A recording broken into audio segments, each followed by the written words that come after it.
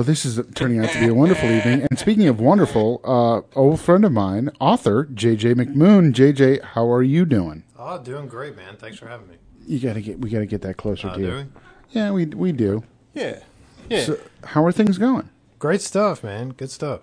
Now, you have just released a big old... Oh, that's actually two copies. There's two copies. See, I was generous. I gave you two. You gave me two copies, and this isn't even out in the stores yet. Makes it look bad. We can give one away. We absolutely can give one away. If anybody's listening and like to give us a call, 289-8790, be the first person to call. 289-UR90. UR90. Hit me on the book, or hit me on Wednesday morning, or hit me up anytime, and I will lay this sucker on you because it's FREE free, and we love free stuff. We love swag. It's a fantastic thing for everyone. Now, JJ, I try to pay off all my DJs. You know how that is. There's a word. What's the word for that? Swag. No, it's bribe. No, it's payola. Oh yeah, there we go. That's a better one. It's a better kind of payola because the other kind's highly illegal and toxic. How is it toxic exactly? Well, it was what we refer to as cocaine. Oh, yeah, they put that in the record jacket. You know, hey, check this one out. It's really good. But I've never participated in anything like that. So, JJ, tell us how long you've been writing.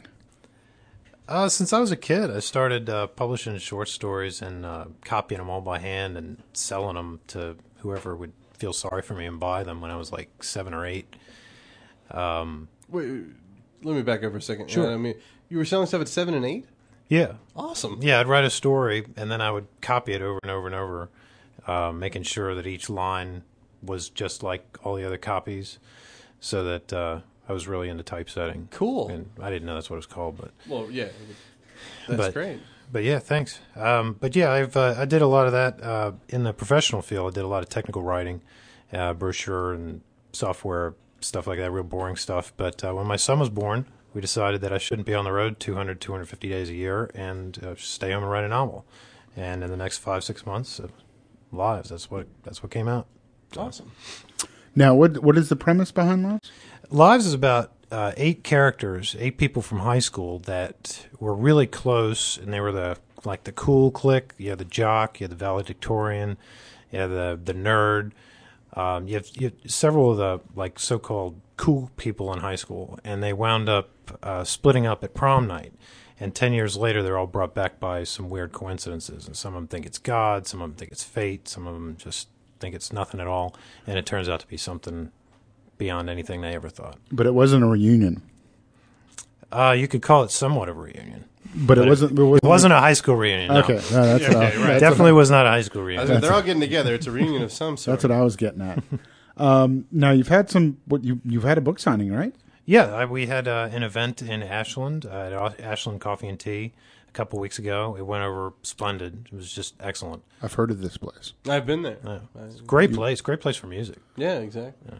They're doing that songwriter Stevenson, the fellow I play music with, did it like the songwriter showcase thing. I have, but Monday's tough for me. Is it Monday? No, it's a Tuesday now. Tuesday's tougher. Yeah. With the Wednesday morning show, they don't have to stay out late. They usually wrap it up by about 10. Well, I can't get there till 7:30, 7:45. Oh, that's true. Yeah, see, it didn't work out for me. Ashland Coffee and Tea. Right. I'm getting back to the... And where else is the book available?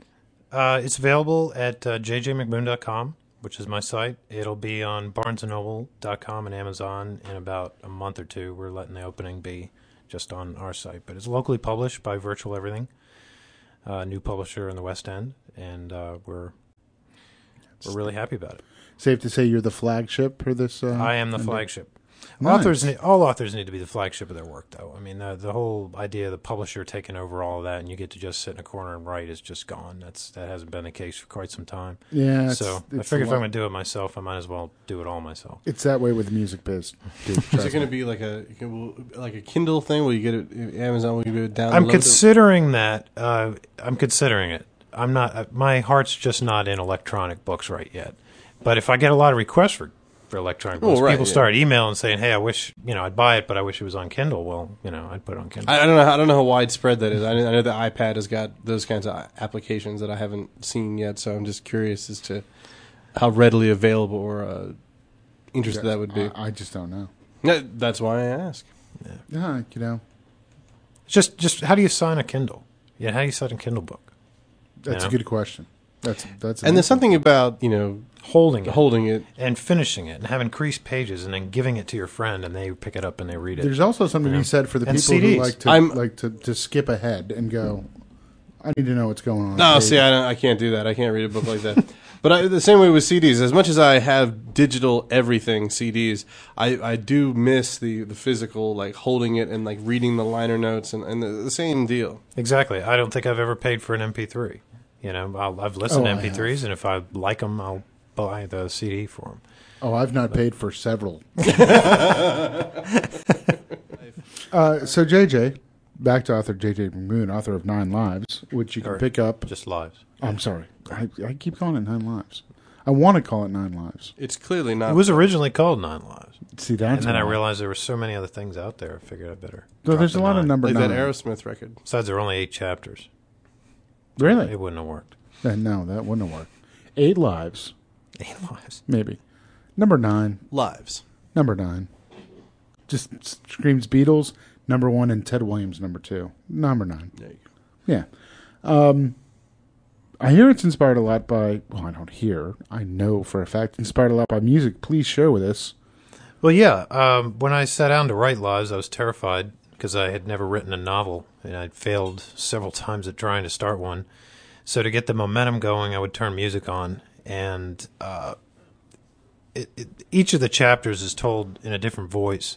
And what I found was that if I turned different music on, it would help me latch to a different character, so that when you're reading each chapter, it would actually sound like somebody different.